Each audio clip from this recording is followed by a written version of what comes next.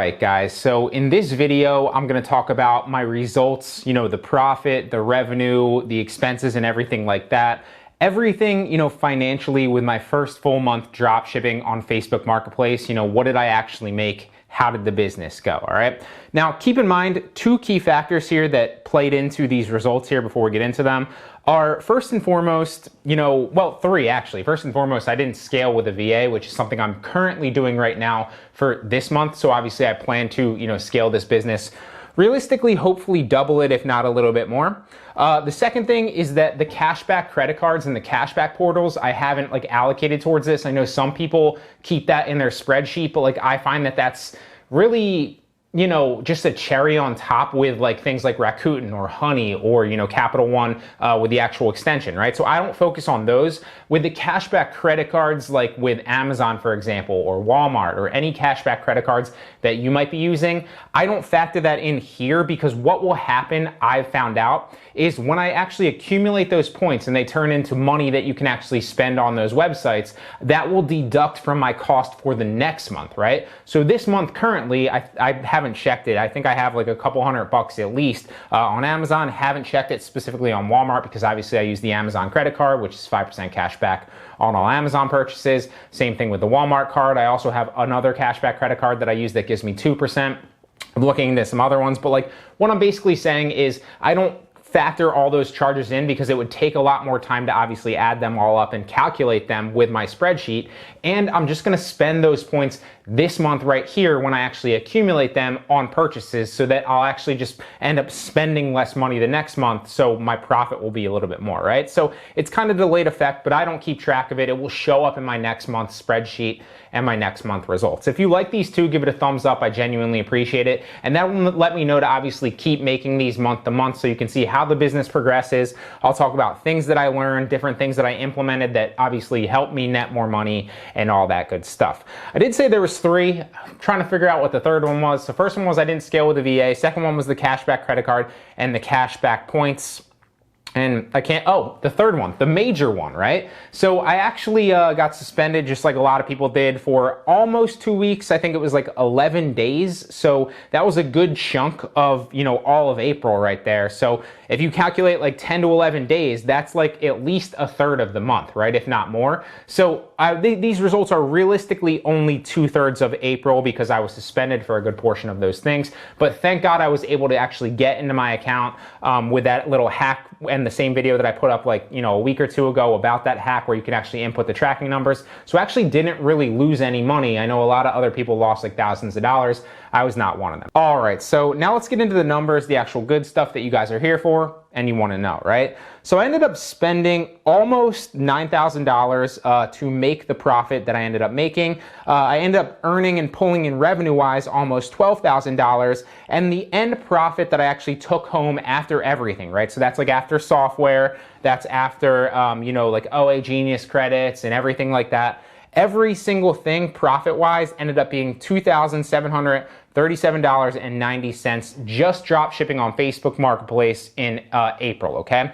Now keep in mind, like I said, that doesn't involve the 10, 11 days that I was suspended. That also doesn't involve the cashback rewards that I have through cashback portals like Rakuten, Honey, or Capital One. It also doesn't include probably, I would say a couple hundred to maybe even up to $1,000. I haven't calculated. I have no idea. I know last time it was a couple $100 and I had just started the month before.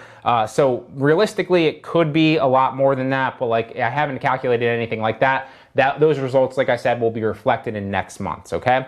So the average margin that I ended up making was 31% on every single thing. The average profit that I ended up making on every item was $12.22, all right? Because I had over, I think it was 224 sales. My profit was $2,737.90. So if you just divide, the profit by the sales, that's what you get. Obviously, that's not factoring in the software costs and all that stuff, but it's going to be relatively similar anyway. Okay. So those are realistically the numbers. What I basically learned was there seemed to be a strong correlation between listing for me. I know some people list a little bit and then they stop listing and they find winning products. They don't really have to list anymore. But there seemed to be a strong correlation between listing, meaning the more that I actually listed those specific days, the more I tended to sell. It didn't, specifically correlate, but what I found happened was when I continued to list, right, I would get new hot products that ended up selling over time throughout the course of the month, right? And the more that you list, obviously, the more chance you have to find those winning products, okay? So there's a number of ways that I recommend that you obviously list. You can list like movers and shakers from Amazon. You can list bestsellers from Amazon. You can list like hot new items from Amazon. You can do the same thing on Walmart, the same thing on Target. You can find obscure suppliers that other people aren't going after. You can do product research, and find other drop shippers and then reverse engineer them with a software like Zeek Analytics to find their best sellers, list those back onto Facebook Marketplace with a similar listing like eBay, actually find the supplier. So there's a number of ways to actually go about doing that, and I plan on creating videos on them in the future. But I just kind of wanted to break down the numbers specifically here for you guys because I know a lot of people have questions. This is literally my first full month starting, and it's only been about 2/3 of the month, like I said, because I was suspended for a good portion of it. Hopefully these numbers double at least this month. So far, it's the 6th right now. So May 6th, and at this current time period, I'm looking at, I think I was $900. Let me pull it up, profit-wise. So it's 1 o'clock on the 6th of May, and currently for this month, I am at $893.91 profit. So hopefully by the end of today, I'll be over $1,000, and then it's pretty much on that trajectory of hitting like $6,000, so we'll see. But again, once the cashback credit card rewards come in and everything, it'll negate like hundreds of dollars worth of purchases, and I should get over that. So that's really everything that I'm doing right now. Now, keep in mind that's just Facebook Marketplace. I'm also dropshipping a little bit on Poshmark. I'm also dropshipping a little bit on Mercari, although I shouldn't talk about it realistically.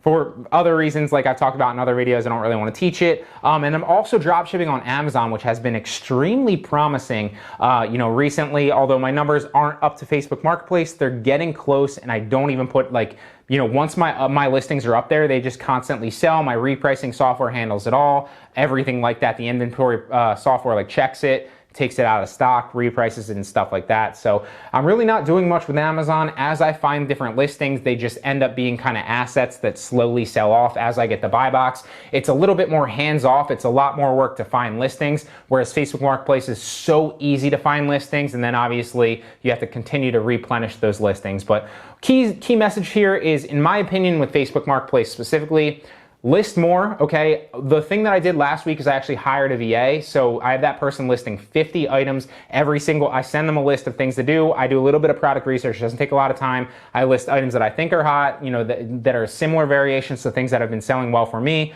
or a lot of the competitors that I see out there. I send them 50 listings, they list 50 every single day, and that has seemed to work very, very well for me. So key message here is don't be afraid to outsource. You can find somebody very, very cheap that can do a lot of these things. I haven't outsourced inventory fulfillment yet, so order fulfillment, excuse me. But that's definitely something that's coming in the near future, and then hopefully it'll be a hands-off business where I can just kind of manage it, make sure that things are running smoothly, and it'll be bringing in multiple thousands of dollars every single week, or every single week would be great, but every single month, and then I can focus more on the Amazon, which I think looks very, very promising. So give this video a thumbs up if you appreciate the value in it. I know it's kind of like a rambling, video. I didn't really plan it out. Just kind of wanted to touch on the numbers, certain things that I've learned. Let me know if you like these videos too, so I can make one next month. And with that being said, I'll see you in the next one.